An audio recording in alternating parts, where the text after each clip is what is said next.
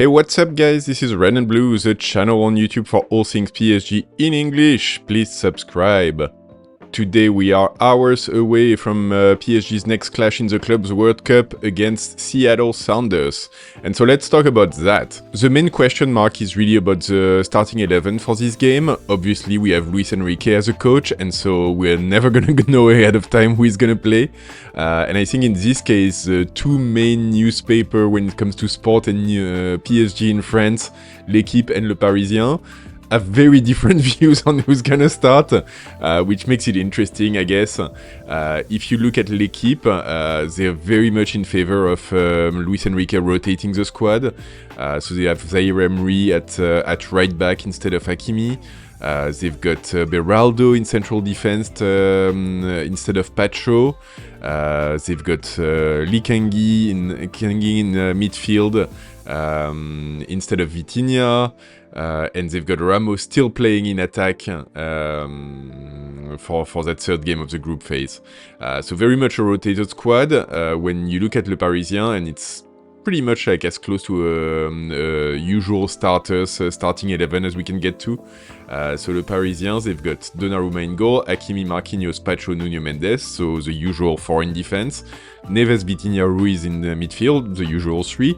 And Doué, Kvara, and Barcola up front. So, you know, bearing Dembele, who's still like getting close to a return to fitness, but probably not close enough to really start this game. Yeah, like I said, it's as close to the top like starters as can be. I think from my perspective, what I would say is that obviously, like, this game is a must-win if you want to stay in the competition. I mean, not quite must-win, we'll get to that, but as close to it as it gets. We want to go away with a win. And obviously, rotating against Botafogo created difficulties for us that maybe we wouldn't have gotten with some more starters. At the same time, I said it from the start, I'll say it again, I've seen tons of fans online who go like, guys, we must win this game, we must not rotate, we must play our starters and give them hell and so on. Yeah, sure, we want to win this game, but at the same time, I really could care less about this competition. I guess I'm one of the empty seats in the stands that you see at every game. And I think, ultimately, like, I think Seattle Sounders are actually, like, one of the better teams in the MLS, but they're one of the better teams in the MLS, you know? And so even with a rotated team, we should have way enough manpower to get away with a win. And personally, like, I'm not prepared to risk one of our players to take chances with their fitness just to win this game and for this competition. When I see Hakimi, who didn't train with the squad after the game against Botafogo, when I see, you know, Vitinha, who's played like game upon game upon game for a long time, when I see like, yeah, like Kvara as well has played a lot, so like, yeah, like we can afford to rotate, honestly, and I think a lot of players actually deserve to take a load off for a second. So we'll see. Yeah, personally, I'd be in favor of going more L'Équipe way than Le Parisien. But again, it's Luis Enrique, so we won't know until 2 hours before kickoff. If you ask me, I would say, like, yeah, wouldn't be surprised that L'Équipe's is getting closer to the truth. I still think we might get like extra surprises versus what they have. So they have Donnarumma, Zaire Emery, Marquinhos, Beraldo, Nuno Mendes. I would tend to agree because both Marquinhos and Nuno Mendes sat out of the game against Botafogo. They've got Neves, Ruiz, and Lee Kangui in midfield. So Ruiz would play that 6th position of Vitinha.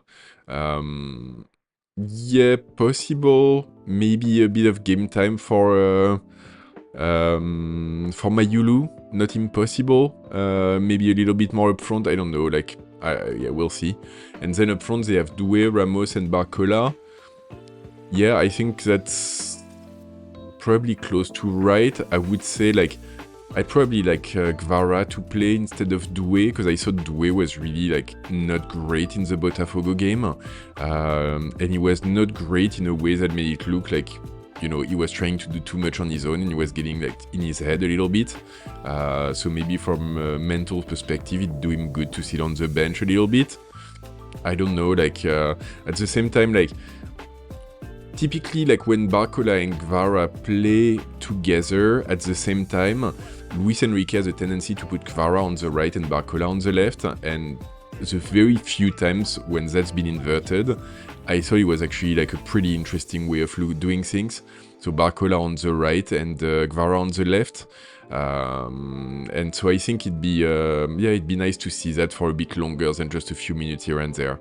So we'll see. It's a little bit unpredictable, but personally, yeah, I'm hoping for rotation.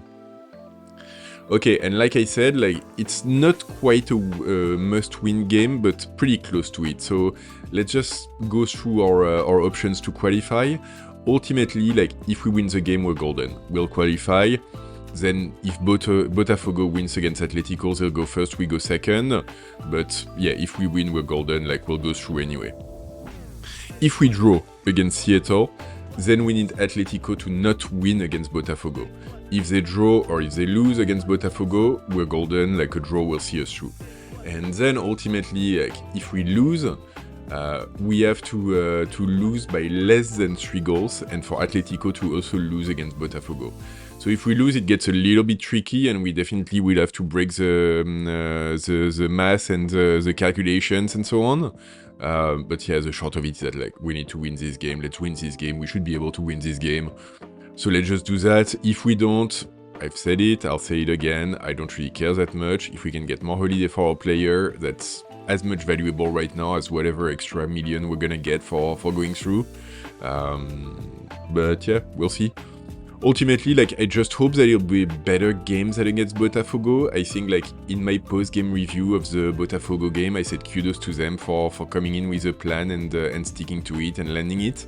But at the same time, like, if we could see a team play against us with a little bit more intentions than what Botafogo showed, of just sitting at the back with a strong block and like just try to crush our attacks by whatever way possible. Yeah, that'd be nice too, because like I could use watching some football, and ultimately, like, you know, Luis Enrique said it, that every team that plays against us always plays defensively anyway. But at the same time, it's not what I wish for us. I wish for a more entertaining and fun game to watch. Plus, like, Seattle is is in front of their fans, so hopefully they put on a show for them, and PSG can join in the fun.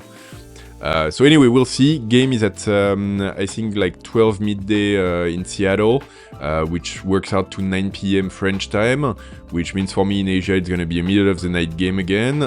So I'll debrief the game as soon as I've had a chance to watch it, and hopefully tomorrow we can have a nice video and celebrate how we qualified for the next round of the Club World Cup. Or we can talk about like where to go on holiday when you're a football player and you just won the Champions League. Because yeah, remember, we won the Champions League.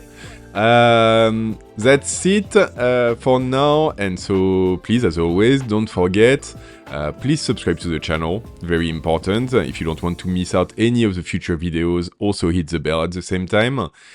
Leave a like on this video. Do leave me a comment with your prediction for this game. Honestly, on my end, I think like a good let's say 4-1 for PSG. Come on. Let's make something happen. 4-1 for PSG. And yeah, so give me your predictions. And don't forget, as always, ici c'est Paris!